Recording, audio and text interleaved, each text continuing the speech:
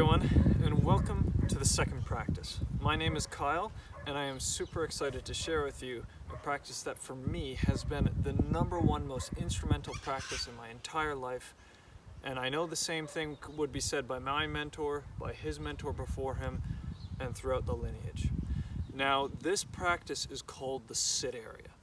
And what I'm going to share with you is just one layer, one small application of the sit area. I've been doing this every morning and every evening for the last basically almost 11 years now. And for me, I can't tell you the difference between when I integrated this in and when I was just kind of doing it sporadically or not as much.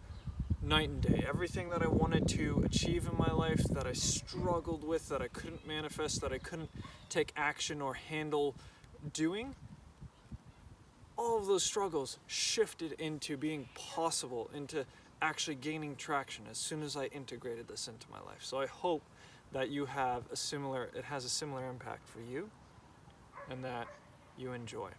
Now, what the practice is it's basically you go out and you find an area in nature to sit.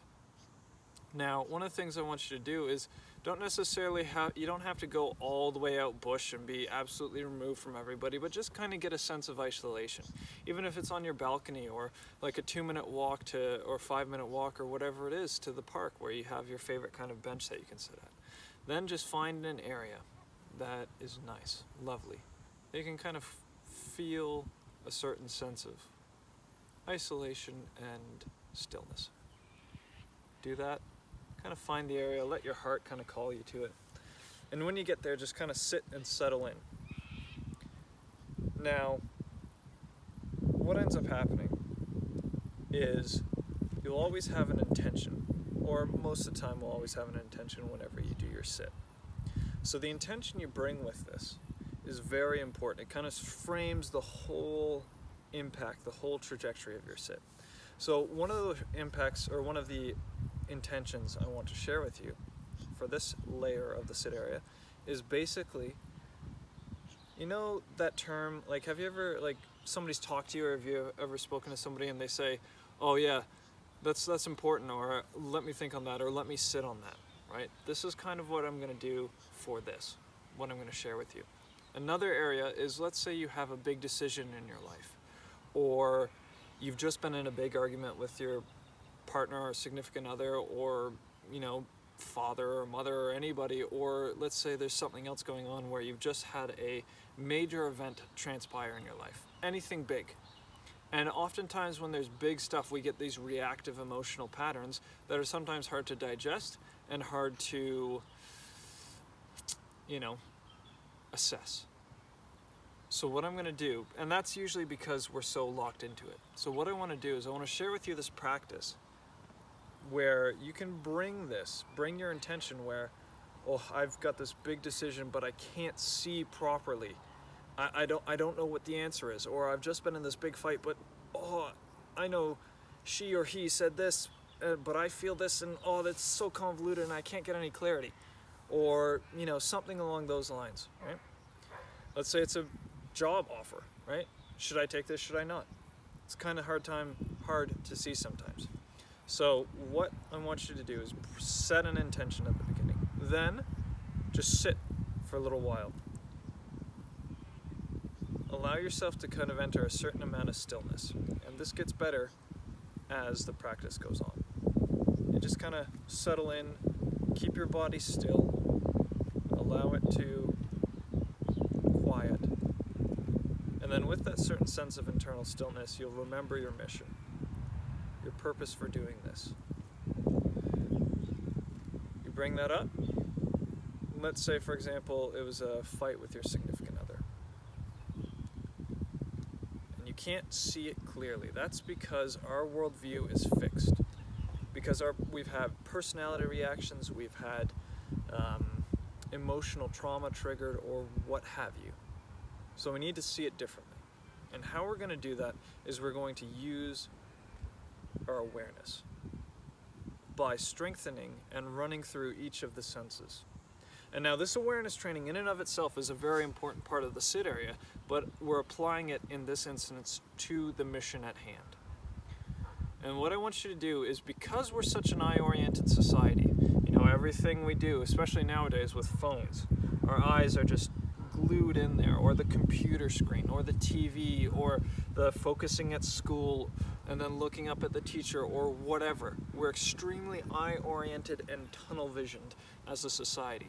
So what we want to do is we want to shift away from that. And after you've taken a few minutes with your stillness, start with a different sense other than the eyes. So we're going to start with our ears in this case, and the hearing. And what I want you to do is to simply listen in these two directions to the farthest, subtlest sound you can possibly hear. Notice the shift that happens, and then do it with these two directions, so in front and behind you, and then all four. Okay? Then pause in between each sense. Once you've done that sense, what I want to invite you to next is to use your sense of smell. Most people don't usually just walk around and use their sense of smell, unless it's like a bad BO or perfume or some kind of cologne or whatever, or some really bad stench, like you have to take the trash out at work or whatever. Now, what I want you to do is I'm inviting you to use your sense of smell in this area. See what you can smell. Right now, it's just had this mist of rain that's come down, so I can smell the moisture. I can smell how the earth, the ground beneath me, is a little bit more damp. Work on that sense of smell. It'll shift something. It's shifting your perspective, your awareness. It's really important. Then pause. Then work on your sense of taste. Now, you might be able to taste if you've still have a little bit of food in your mouth. You know how that happens sometimes, or maybe you have gum or something like that. But then also taste the air. And it might look weird, and I know I'm making a fool of myself looking like this, but you just taste the air. If you're near the coast, and I just did this recently, it's actually awesome because you can taste the salt in the air, and I don't know, it's just, there's something really invigorating about that. So work on your sense of taste, and then again, pause. Then the next two senses are going to be tactile senses, but the way my mentor explained it was to split them into two. So there's the sense of touching with your hands and feeling with your body. Okay, so first we'll do touch. So extremely sensitize your hands, your touch, and reach out and, touch a branch. See what it actually feels like. Touch a blade of grass. Touch your own clothes. Touch your hair. Touch whatever. Really sensitize yourself to it. Then pause. Then work on the sense of feeling. So again, feeling is with the whole body. So with this, we pull in and we feel everything around us. We feel the clothes on our body, what they actually feel like. We feel the puffs of wind as they come in, dance across my cheek, or across the backs of my forearm or my hand. I actually feel what my feet are feeling. In the shoes, on the ground, I feel what I'm sitting on. I feel all of these sensations as much as I can using this tactile sense of feeling from my body. Then again, we pause.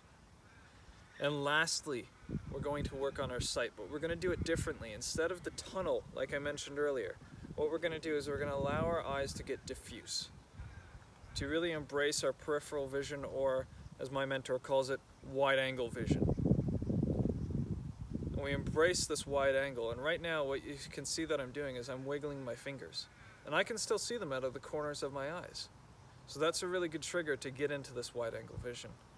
Then you sit there, you notice all the movements. The far and the subtle, and there's no focusing. It's just everything all at once coming in. Then at the end of that, pause again. eventually, and see if you can, but bring all of the senses together at once. So you're hearing wide, you're smelling, you're tasting, you're touching, you're feeling, and you're seeing all at once. And it creates this larger sense, this harmonic sense, which then creates a greater sense of internal stillness and silence. And it is from this place that we can usually gain much better clarity with whatever our intention was that we brought in. We can see, oh, I wasn't seeing this argument correctly, or this decision that I thought this kind of thing really mattered didn't actually so much. Or let's say it's an addiction cycle, or these bad habits where I go and I scroll on my phone mindlessly when I'm tired, or I get really into watching TV or playing video games whenever I'm hurting so that I can distract myself, right? By doing this sit, by shifting our senses, we actually are able to see the things that are hard to see differently, which is an extremely valuable thing, whether it's purpose related, relationship related, or anything in your life related. So again, we've gone through the whole thing. There's that internal sense of stillness and silence. Then we remember our intention, or we set a new intention. If this is done differently throughout the day, let's say I am going to listen more deeply, maybe like I'm listening wide to nature, I'm going to listen that way to my partner when they are talking, and see how that shifts the dynamic. Then, after you've set your intention, go about and walk throughout your day and see how much you can carry that internal stillness, that silence, and that expansion of awareness with you. I really hope you enjoy this practice and apply it and get as much out of it as you can, because I know for me, if there's one thing I can teach, it's the sit area. And I'm super grateful to be able to share this layer, this application with you. Enjoy, and see you soon.